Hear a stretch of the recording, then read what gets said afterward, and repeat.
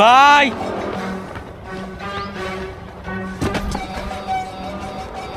ভাই ও ভাই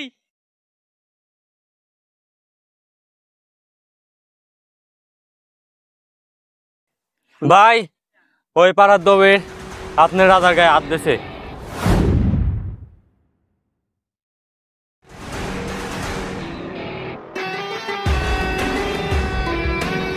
আয়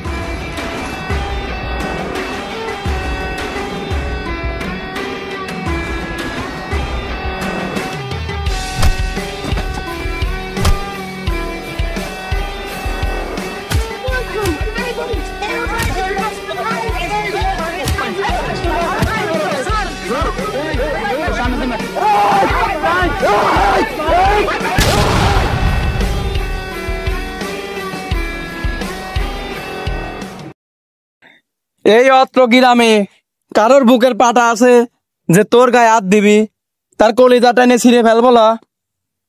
এই যে নবাবের ঘরে নবাব এখানেই তো আছে। তুই কি শুরু করছিস? হ্যাঁ, এলাকায় মাস্তানি শুরু করছিস নাকি? তোর এই গরু প্রতিদিন রিপোর্ট আসে।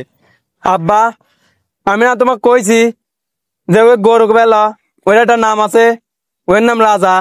একজনের ক্ষেত নষ্ট করে আর একজনের ঘর নষ্ট করে, প্রতিদিন রিপোর্টের পর রিপোর্ট। তে মানুষের যদি খ্যাত নষ্ট করে এটা কি ওর দোষ? মানুষ তার খ্যাত দেহে রাখতে পারে না।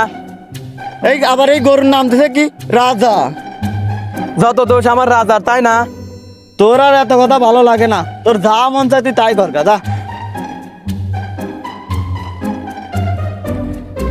রাজা, এই মানুষের দেন তোর বুদ্ধি বেশি। মানুষ তাও আবল তাবল কথা কয়, এইটা লিয়ে ওইটা লিয়ে অসন্তুষ্ট থাকে, আর তো যা দেই তাই খাস। আচ্ছা তুই এখন থাক, তোর জন্য আমি এখন খাওয়ার ব্যবস্থা করি।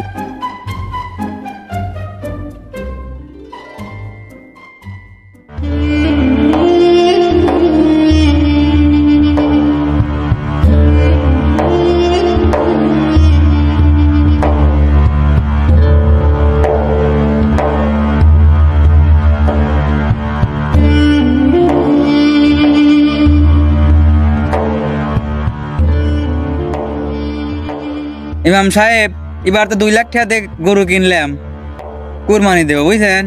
এবার এলাকার সব লোক খাওয়াবো। দেখেন কেশিয়ার সাহেব, আপনি তো সুদ খান। আমি যতটুকু জানি সুদের টাকায় কোরবানি হয় না। কি? আপনি আমার কুরবানিলে কথা কন? সামান্য ইমাম সাহেব সেটা আমার কুরবানিলে আপনি কথা কন? আপনি কি জানেন লাইছেন কার কুরবানি হয় কার কুরবানি হয় না? দেখেন কেশিয়ার সাহেব, আপনি যদি আমার কথায় রাগ করেন তাহলে আমার কিছু করার নেই, কারণ হাদিস মোতাবেক ঘুষখোর সুদখোরের টাকায় কখনো কোরবানি কবুল হওয়ার না। কি? আমি হচ্ছে এই মসজিদের কেশিয়ার আর তুই হচ্ছে সামান্য ইমাম, তুই আমার কুরবানির কথা কোস? তোর চাকরি কিভাবে থাকে এই মসজিদে সেটা আমি দেখতেছি। আমি যেটা সঠিক সেটাই বলেছি। আমার তো আপনি বেশি বলেন।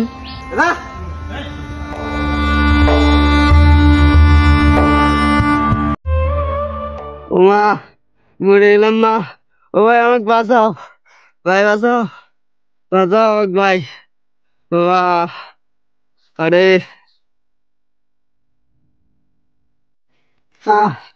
ও ভাই রে, আমি মরে গেলাম রে।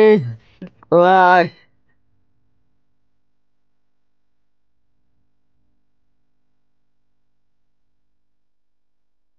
বাবা ছোটর তো প্রচুর পরিমাণে অসুস্থ, আমাদের কাছে তো সেরকম টাকাও নেই জোর চিকিৎসা করাবো। এখন আমরা কি করব?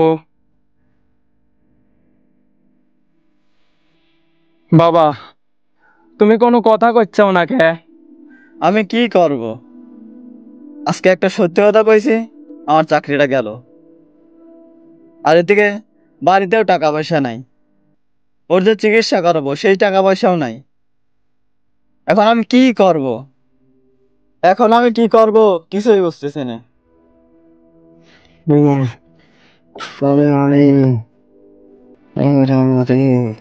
ভাই তোর কিছুই হবে না নে, আমরা আছি না, এত টেনশন করিস নি।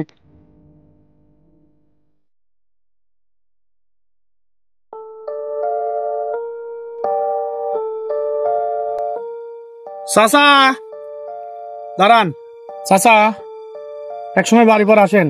কথা আছে। বাজান কি বিষয় এখানে বলো। চাচা, আমি তো একটু দূরের পর আছি, একটু কাজে যাচ্ছি। আপনি বাসার পর আসেন, দুই বেটা বসে কথা বলবো না। আচ্ছা বাজান, তাহলে আমি সন্ধ্যার পরে তোমার বাসায় যাব না।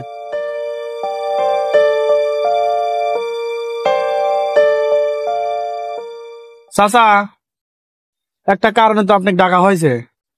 আপনি তো জানেনই আমরা প্রতি বছরে কোরবানি দেই, তো এবারও আপনাকে ডাকা হয়েছে যে যে আপনার গরুটা পছন্দ হয়েছে। বাড়ির সবাই মিলে বসে সাজেস্ট করলো যে আপনার গরুটা এবার আমরা কোরবানি দিতে যাচ্ছি।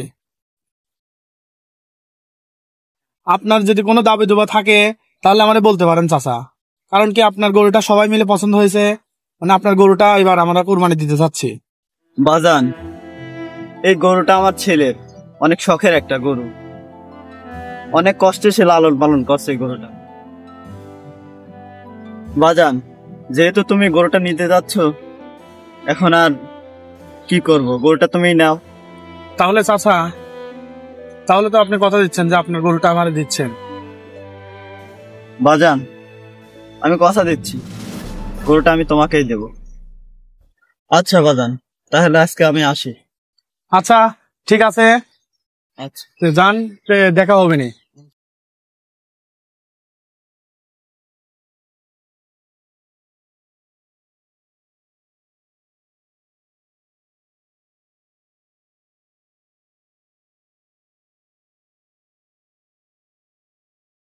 বাজান, তোকে না জানি আমি একটা কাজ করে ফেলছি বাজান। তুমি কি কাজ করছাও? বাজান, তুই তো জানিসই তোর ছোট ভাইটা খুব অসুস্থ, আর এদিকে ঘরে চাউল ডাউল কিচ্ছু নাই। তোর ছোট ভাইয়ের চিকিৎসা করার জন্য কত টাকা লাগবে তা আমার জানা নাই, তাই আমি তোর রাজারে বিক্রি করে দিছি। তারে আমি কথা দিছি যে তোর রাজারে আমি তাকেই দেব।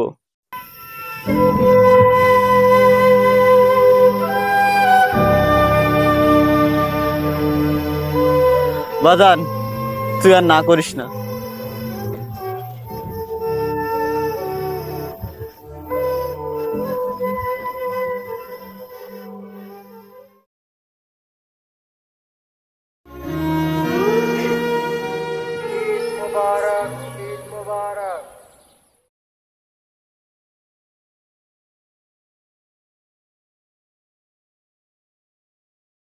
বাজান, এখনো কি তোর মন খারাপ?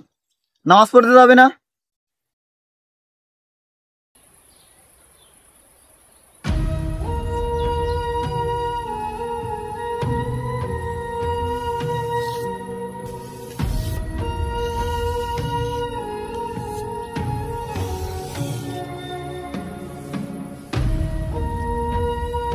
এই রাজু, শোনো রাজু, তুমি এদিক, তোমার দাবি দুবা আছে নাকি? যদি দাবি দুবা থাকে তুমি আমাকে বলতে পারো, তোমার দাবি দুবা আমি সব পূরণ করব। ভাই, আমার কোনো দাবি দুবা নাই। অনেক কষ্টে পুষেছি তো গরুটা, তাই শেষবারের মতো দেখতে আসলাম। ভাই, আমার খালি একটা দাবি আছে, আমার রাজারে যখন কোরবানি দিবেন তখন ওরে একটু আস্তে ফেলায়েন, যাতে ওর আত্মাটা একটু কষ্ট কম পায়। আচ্ছা, তুমি কোনো টেনশন করো না,